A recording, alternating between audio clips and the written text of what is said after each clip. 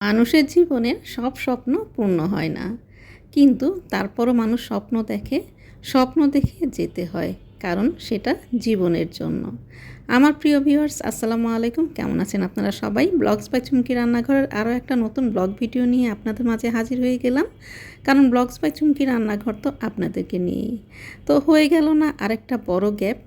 আসলে আমি চাই সব সময় আপনাদের পাশে থাকতে, কিন্তু কিভাবে যে আসলে গ্যাপটা পড়ে যায় আমি সেটা নিজেও জানি না।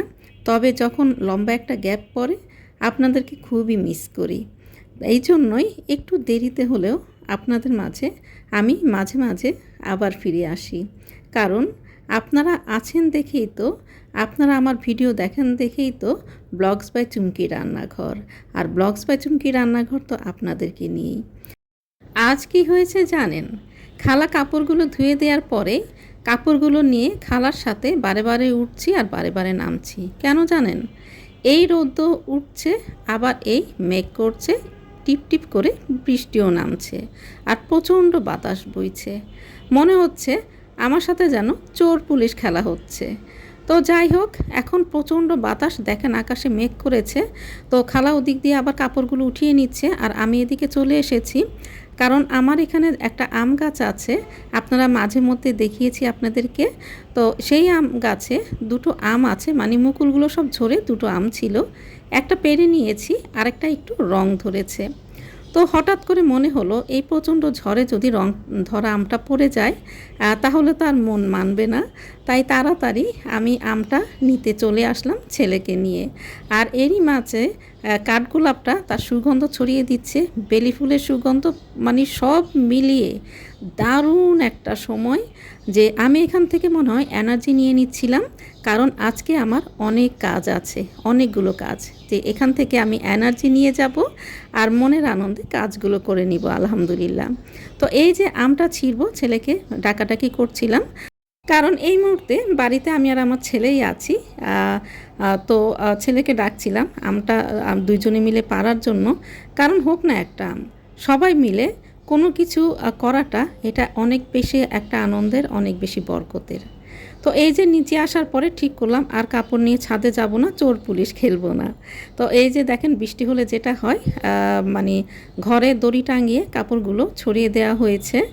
আর তবে একটা জিনিস ভালো হয়েছে যে পানিগুলো ঝরে গিয়েছে। আর টিপ টিপ করে যখন ঘরের মধ্যে পানি পড়ে তখন একদমই ভালো লাগে না, বারে বারে মুছে নিতে হয়, কেমন যেন একটা স্যাঁতসেঁতে ভাব চলে আসে। তো এদিক থেকে খালাও কাজগুলো করে নিচ্ছে, আর আমিও একটা একটা করে রান্না বসিয়ে দিয়েছি। আর এই যে এগুলো দেখছেন যে ডেজার্ট পরিবেশনের যে মাটির মটকাগুলো পাওয়া যায়, তো সেগুলো নিয়ে এসেছিলাম। তো এগুলো যখন ওদের কাছ থেকে কিনি তখন কিন্তু একদমই রাস্তার উপরে থাকে, আর একদম দেখা যায় যে একদম ধুলোবালিতে ভরা। তো আমি যেটা করি, খুব ভালো করে নিজের হাতে এটাকে খুব ঘষে মেজে ধুয়ে এরপরে ফুটন্ত পানি দিয়ে কিছুক্ষণ রেখে দেই। রেখে দেওয়ার পরে টিস্যুর উপরে রেখে দেই। যখন পানিটা টেনে একদম কটকটে হয়ে যায় তখন এগুলোকে পেপার মুড়ে তারপর রেখে দিই, যখন ব্যবহারের সময় ব্যবহার করি। আসলে আমরা গৃহিণীরা কিন্তু প্রতিটা কাজই নিখুঁতভাবে করতে চেষ্টা করি, আর সবার জন্যই করতে চেষ্টা করি, নিজের জন্য কিন্তু কোনো কিছুই আমাদের থাকে না। তারপরেও সবার জন্য একটা কৌতূহল থেকেই যায় যে হাউসওয়াইফরা সারাক্ষণ বাসায় বসে কি করে, সারাক্ষণই তারা খায় আর ঘুমায়, হ্যাঁ, আর কোনো কাজই নেই। আচ্ছা, যারা আমার মতো হাউসওয়াইফ আছেন তারা এর উত্তরটা একটু দিয়ে যাবেন তো, সারাদিন আসলে আমরা বাসায় কি করি। তো তারপরে এই যে দেখেন আমগুলো, যে বড় আমটা দেখছেন এটা হচ্ছে আমার কাছে একটা মাকাল ফল, সুন্দর দেখে কিনেছিলাম, কিন্তু দেখা গেল স্বাদ গন্ধ মিষ্টি কোনোটাই নেই। এই কারণে একটা আম রয়ে গিয়েছে, কেউ খায়নি। আর পাশের যে ছোট সবুজ আমগুলো দেখছেন, এগুলো হচ্ছে আমার ভাইয়ের গাছের আম, খেতে ভীষণ মজার, টক মিষ্টি। আর এই আমটা যখন আমাদের বাসায় আসে তখন আমি চেষ্টা করি এটার উপরে মরিচ ছড়িয়ে তারপরে হাতে মেখে রসটা বের করে আটিটা ডুবিয়ে ডুবিয়ে খাওয়ার জন্য।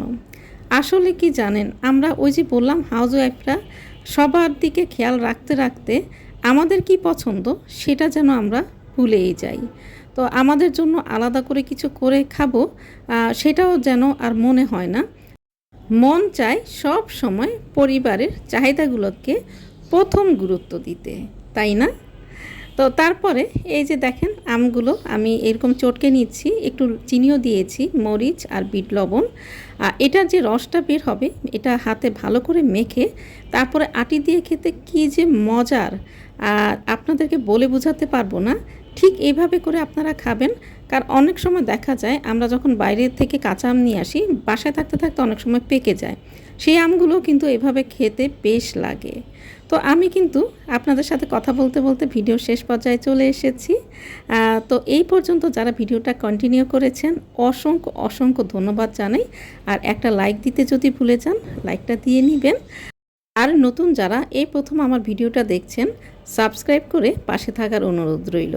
তো সবাই ভালো থাকবেন, সুস্থ থাকবেন। আল্লাহ হাফেজ।